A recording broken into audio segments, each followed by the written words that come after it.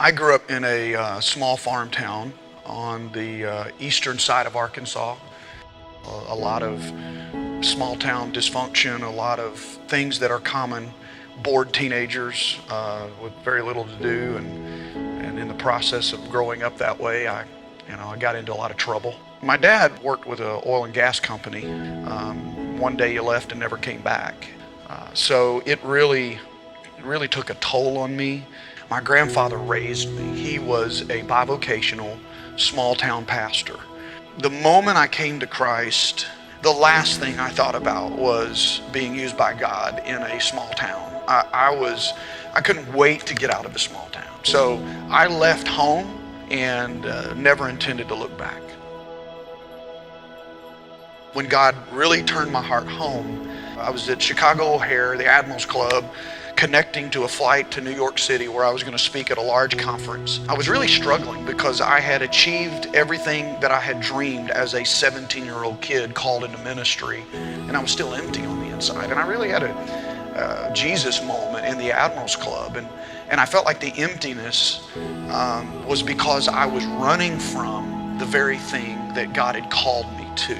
God really caused me to begin to sense a burden, in the same way a missionary would have a burden to a land. I felt this burden to my tribe, the rural tribe, and God really just placed on my heart in that moment. I wrote it on a scratch pad, water tower. That is the one thing that signifies all these little bitty towns. That's the water tower is the biggest feature in a lot of these small towns. The true culture of rural America is this: they work hard, they love God, they love their family, and that's it. But the uniqueness of rural America is this, is that when you touch one life in rural America, you touch the entire community. For 3 years now, we've been taking cohorts. It's just an idea I had in the airport. I'm just going to put on Facebook. I don't really know what I'm doing, but God's called me to serve you. If you can get to Dallas, we'll pay for everything. I was overwhelmed. It shut down our email servers because there were so many rural leaders who wanted help.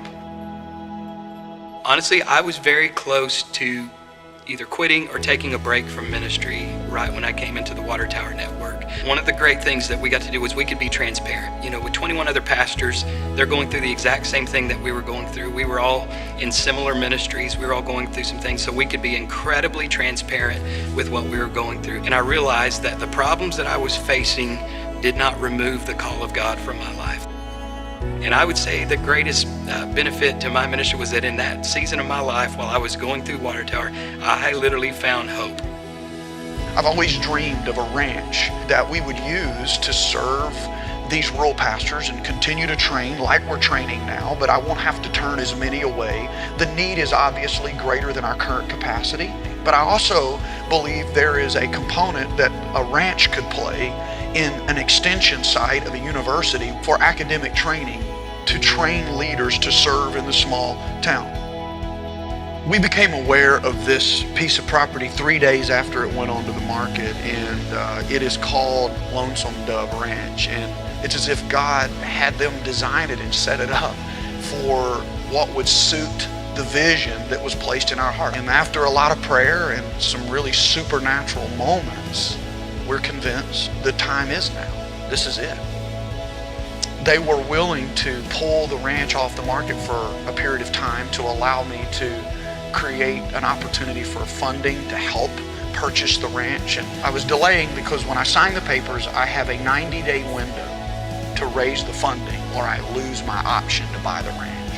And so we're at a point of needing about $1.2 million. I have people standing with us believing that's going to come in cash. But I have a lender that if we can raise the 20% down, which is about $280,000, and commitments that will cover the mortgage for 2 years, that they will stand with us and loan us the money. And when I think about this ranch, and I see it as a place where people can go, they can get away, they can catch their breath, and they can let God speak to them again. Because the truth is, what Water Tower does is it allows people to get away from their normal environment and hear from God. I believe that this 90-day window that we're in could create a miracle. There is no doubt in my mind God has a heart for forgotten people and forgotten places in the rural community. I know that what we're doing is at the center of the gospel. It's at the center of the heart of God.